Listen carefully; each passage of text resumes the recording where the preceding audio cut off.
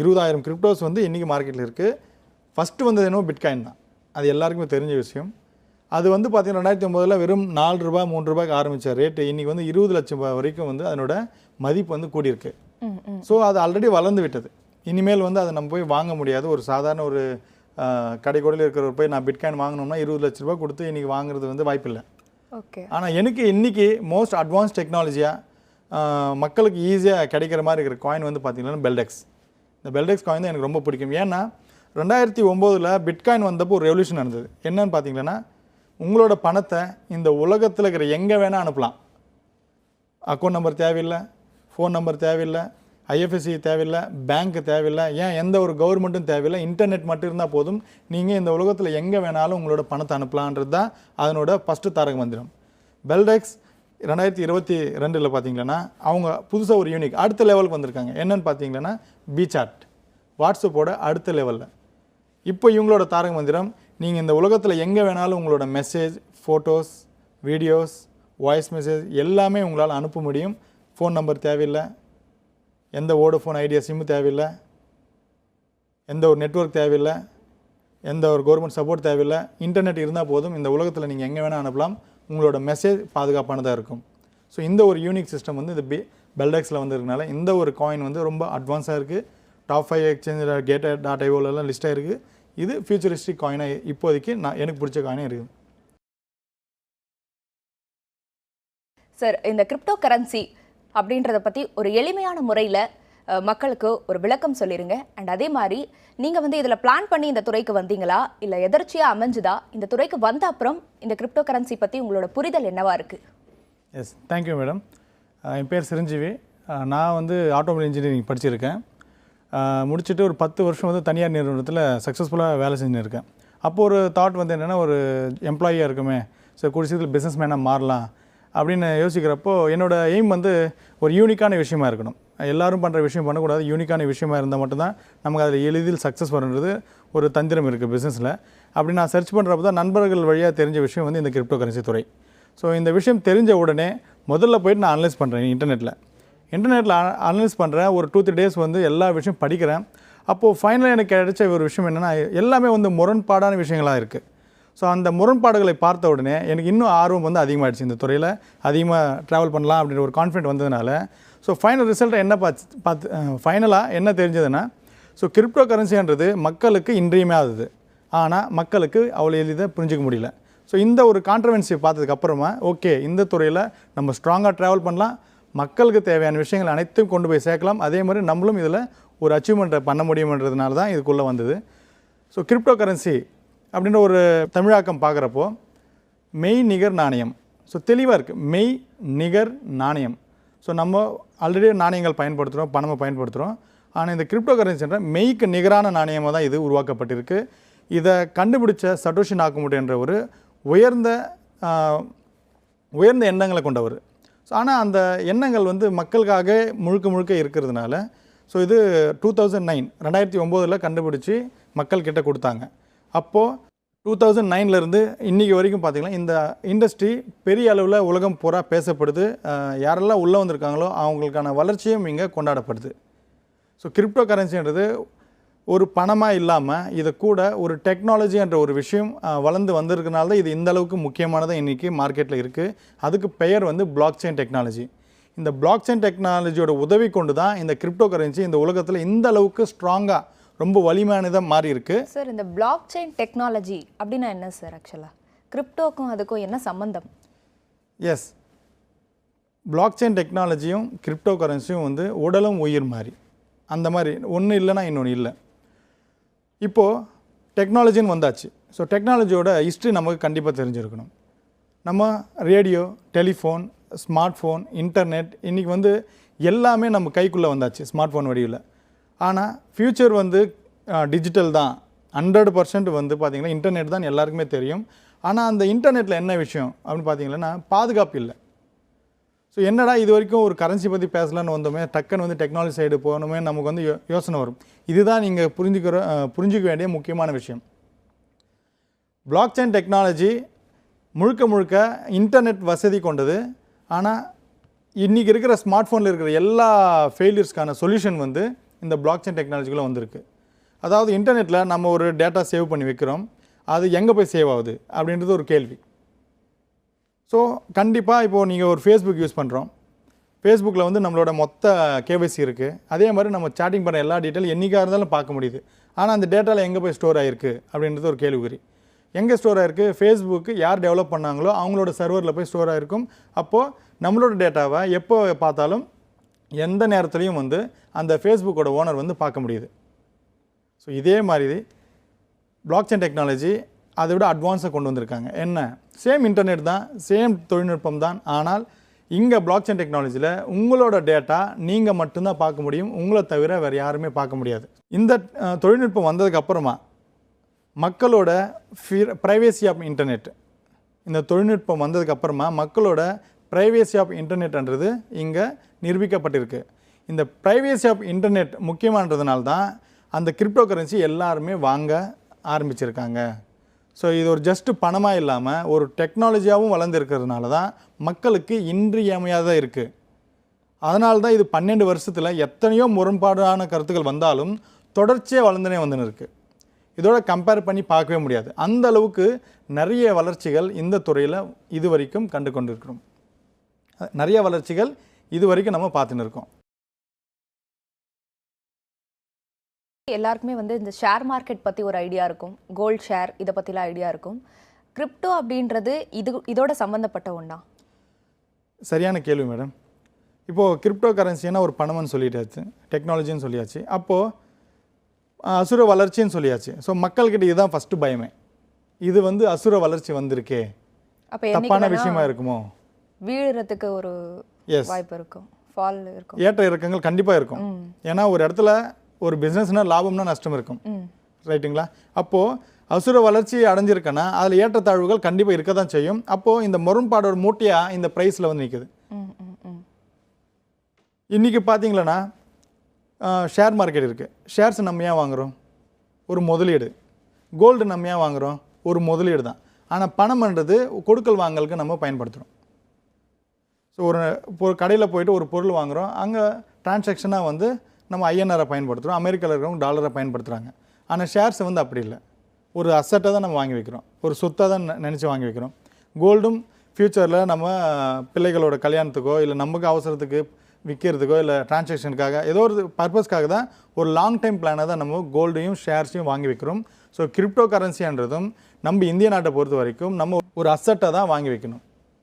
So it is similar to gold. Yes. ஆனால் என்ன ஒரு விஷயம் இதில் புரிஞ்சுக்கணுன்னா, அந்த ஷேர்ஸ் இருக்குது, ஷேர்ஸ் பற்றி மக்களுக்கு எல்லாருக்குமே தெரியும். கோல்டு பற்றி எல்லாமே தெரியும். என்ன தெரியும்னா, இப்போ ஷேர்ஸ் வந்து நம்ம ஒரு பங்குகளை வாங்கி வைக்கிறோம், அது எங்கே இருக்கும்? அந்த அக்கௌண்ட்டுக்குள்ளேயே இருக்கும்.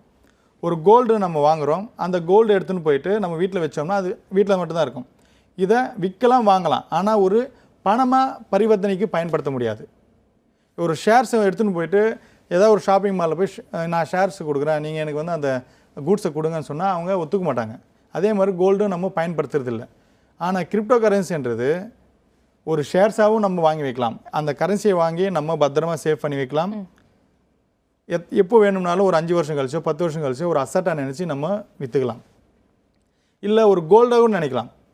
கோல்டு எப்படின்னா ஒரு சாதாரண மக்கள் வாங்குற மாதிரி கண்டினியூவாக வளர்ச்சி இருக்கும். கோல்டு துறையில் பார்த்தீங்கன்னா அசுர வளர்ச்சியும் இருக்காது, சடனாக ப்ரைஸ் ட்ராப்பும் இருக்காது, கண்டினியூவாக வளர்ந்துனே இருக்கும். ஏன்னா அந்த கோல்டில் வந்து சாதாரண மக்கள் இன்வெஸ்ட் பண்ணியிருப்பாங்க. ஒரு கூலி தொழிலாளி கூட அவர் சேவிங்ஸ்க்காக ஒரு கோல்டை வந்து வாங்கி எப்போவுமே சேவிங்ஸில் வைப்பார். அதே மாதிரி தான் கிரிப்டோ கரன்சியும் வந்து பார்த்திங்கன்னா ஒரு லாங் டைம் இன்கமாக தான் பார்க்கணும் நம்ம.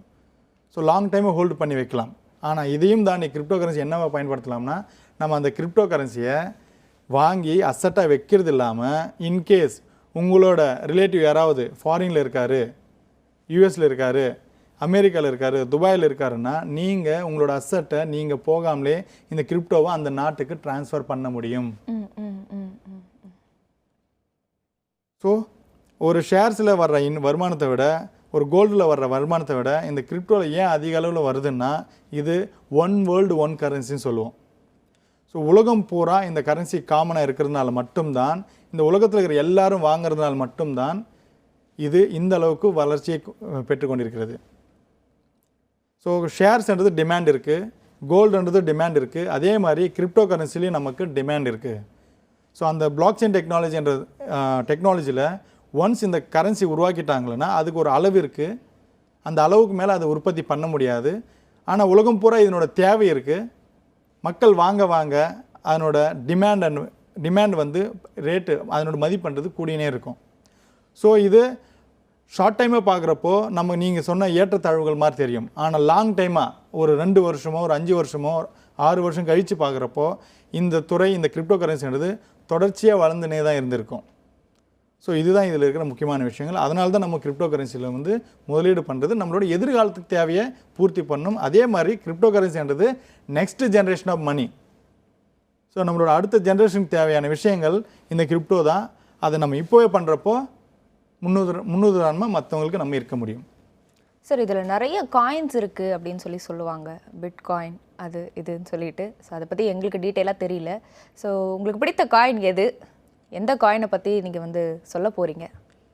எஸ் மேடம், 2009 இந்த கிரிப்டோ கரன்சியில் வந்து பார்த்திங்கன்னா நிறைய கிரிப்டோஸ் வந்து வந்திருக்கு. இது வரைக்கும் வந்து 20,000 கிரிப்டோஸ் வந்து மார்க்கெட்டில் இருக்குது. நம்ம ஃபஸ்ட்டு வந்து 20,000 கிரிப்டோஸ் வந்து இன்றைக்கி மார்க்கெட்டில் இருக்குது. ஃபஸ்ட்டு வந்தது என்னவோ பிட்காயின் தான், அது எல்லாருக்குமே தெரிஞ்ச விஷயம்.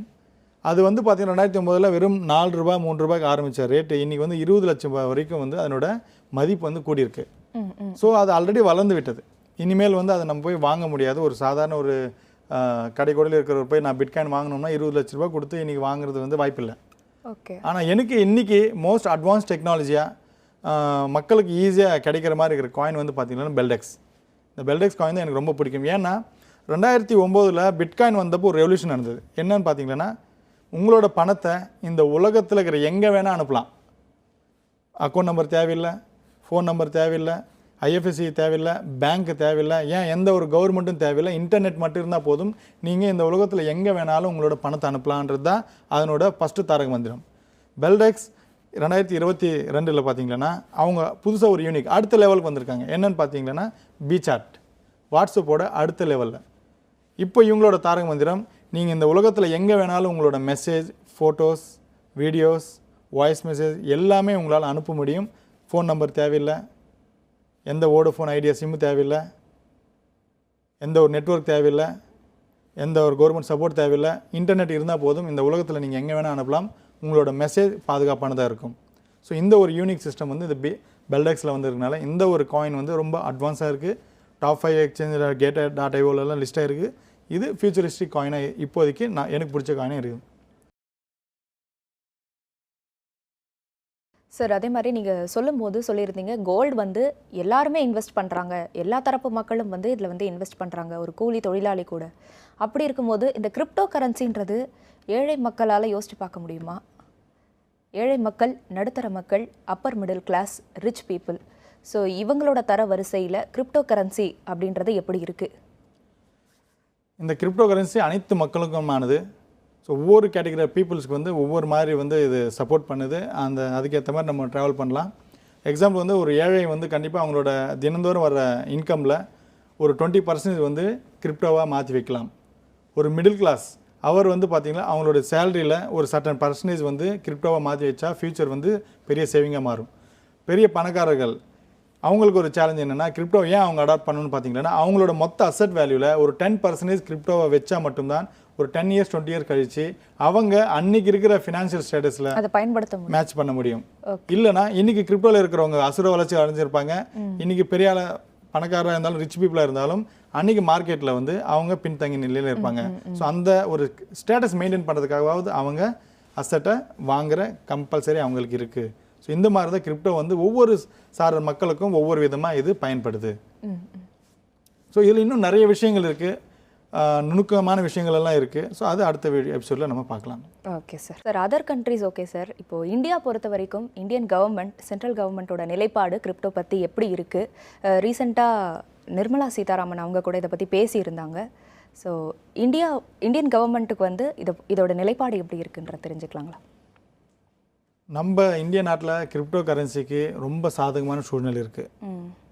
ஸோ லேட்டஸ்ட்டாக கூட நம்ம ஃபினான்ஸ் மினிஸ்டர் அனௌன்ஸ்மெண்ட் கொடுத்துருக்காங்க, கிரிப்டோவில் யார் வேணாலும் இன்வெஸ்ட் பண்ணுங்கள், ஒரு அசட்டாக. நீங்கள் வந்து பணமாக இதை வந்து பேசக்கூடாது, ஒரு டிரான்சாக்ஷன் மோடாக பயன்படுத்தாமல் ஒரு அசட்டாக நீங்கள் யார் வேணாலும் வாங்கி வச்சுக்கலாம். ப்ளஸ் அதில் என்ன இன்கம் வருதோ அதுக்கான டேக்ஸ் வந்து 30% வந்து நம்ம ஸ்லாபை ஒதுக்கியிருக்காங்க.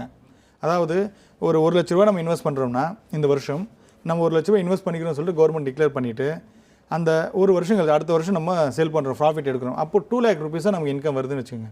அப்போ 1 லட்சம் வந்து நம்மளோட கேபிட்டல், இன்னொரு 1 லட்சம் வந்து நம்மளோட ப்ராஃபிட். அந்த 1 லட்சத்துக்கு ப்ராஃபிட் 30%. ஸோ 30,000 வந்து நம்ம இன்கம் டேக்ஸாக பே பண்ணிவிட்டு நமக்கான அசட்டை வந்து நம்ம எடுத்துன்னு போகலாம். இது இந்தியாவில் ஸ்ட்ராங்காக அங்கீகரிக்கப்பட்டிருக்கு. இது மட்டும் இல்லை, இந்த கிரிப்டோ கரன்சியை பேஸ் பண்ணி இந்தியாவே நம்மளோட எக்கனாமிக் பொருளாதாரத்தை வந்து மாற்றுறதுக்கு பிளான் பண்ணியிருக்காங்க. It is called central bank digital currency. அதாவது கிரிப்டோன்றது ஒரு டிமாண்டபிள், இதுக்கு வந்து ரேட்டு கூடும், மதிப்பு வரும். ஸோ நாளுக்கு நாள் மக்கள் வாங்க ப்ரைஸ் ஏறினே இருக்கும். அப்போது ஒரு கவர்மெண்ட் வந்து ஒரு கிரிப்டோ கரன்சியை டைரெக்டாக ப்ரொமோட் பண்ணவே முடியாது. ஏன்னா கவர்மெண்ட் இன்கேஸ் எக்ஸாம்பிளுக்கு வந்து இந்தியாவே வந்து ஒரு இந்தியா காயின் அப்படி ஒரு கிரிப்டோ காயின் லான்ச் பண்ணாங்கன்னா இது உலகம் பூரா ட்ரெண்ட் ஆகும். ஏன்னா கிரிப்டோன்றது உலகத்துக்கு one world one currency already சொல்லுங்க. சமீபத்தில் பிரைம் மினிஸ்டர் வந்து இதில் இன்வெஸ்ட் பண்ணுங்க அப்படின்னு என்கரேஜ் பண்ண மாதிரி செய்திகள் வெளியானது இல்லையா? எஸ், அவங்க அதான் சொல்கிறாங்க, நீங்கள் இன்வெஸ்ட் பண்ணுங்கள், டிக்ளேர் பண்ணிவிட்டு ஃபைல் பண்ணுங்கள், டேக்ஸ் பே பண்ணுங்கள் அப்படின்றது. ஆனால் இந்த காயின் தான் வாங்குங்க, இந்தியா காயின் வாங்குங்க. எக்ஸாம்பிள் வந்து கவர்மெண்ட் வந்து எப்பவுமே நமக்கு நீங்கள் கோல்டு வாங்கி வைங்கன்னு சொல்ல மாட்டாங்க டைரெக்டாக. கோல்டு நீங்கள் எல்லாருமே வாங்கி வச்சுக்கோங்க சொல்ல மாட்டாங்க. நீங்கள் கோல்டு வாங்கினா இவ்வளோ டேக்ஸ் பே பண்ணுங்கன்னு தான் கவர்மெண்ட் சொல்லுவாங்க. அதே மாதிரி தான் கிரிப்டோவோட நிலைப்பாடும். நீங்கள் கிரிப்டோவை இன்வெஸ்ட் பண்ணுங்கள், டேக்ஸ் பே பண்ணுங்கள். ஆனால் கவர்மெண்ட்டோட ஸ்டாண்டர்டான நிலைப்பாடு வந்து எப்பவுமே அவங்க ஒரு காயின் வந்து டைரெக்டாக வந்து சொல்ல மாட்டாங்க. நீங்கள் இந்தியா காயின் வாங்குங்கன்னு ஒரு வேளை சொன்னால் என்ன ஆகும்னா இந்த உலகம் பூரா அது வந்து ட்ரெண்டிங் ஆகிட்டு எல்லா நாட்டு மக்களும் இந்தியா காயினை வாங்குவாங்க. அப்போது இந்தியா காயினோட வளர்ச்சின்றது பெரிய அளவில் வந்துடும். அப்போ பெரிய அளவில் வந்துச்சுன்னா ஒரு கட்டத்துக்கு மேலே எல்லாருமே லாபத்தை எடுக்க ஆரம்பிப்பாங்க. அப்போ மறுபடியும் பழைய நிலைமைக்கு வரும். அப்போ இங்கே வந்து பெரிய இன்ஃப்ளேஷன் வந்து மக்கள் அவங்களோட பணத்தை இழக்க நேரிடும். அதனால் அவங்க கிரிப்டோவை டைரெக்டாக ப்ரொமோட் பண்ண மாட்டாங்க. இருப்பினும் ஆனால் கிரிப்டோவை இவங்க பயன்படுத்தி தான் ஆகணும். ஏன்னா இது அடுத்த ஜென்ரேஷன் ஆஃப் டெக்னாலஜி இல்லையா? ஸோ இன்றைக்கி என்னென்னா அவங்க அதே பிளாக் செயின் டெக்னாலஜியோட ஒரு ஸ்டெப் பேக் ஒரு டெக்னாலஜி இருக்குது, டிஸ்ட்ரிபியூட்டட் டெக்னாலஜி. அந்த டிஸ்ட்ரிபியூட் டெக்னாலஜி மூலிமா அவங்க ஆர்பிஐ ஒரு கிரிப்டோ லான்ச் பண்ணுவாங்க. ஆனால் அந்த கிரிப்டோ கரன்சின்றது ₹1 அந்த ஒரு சிபிடிசி கரன்சியாக இருக்கும், சென்ட்ரல் பேங்க் டிஜிட்டல் கரன்சினும். ஸோ ₹1 அந்த ஒரு டிஜிட்டல் கரன்சி ஈக்குவலாக வேல்யூவாக தான் இருக்கும். இதுக்கு டிமாண்ட் வந்து ₹2 ₹3 ஏறவே ஏறாது.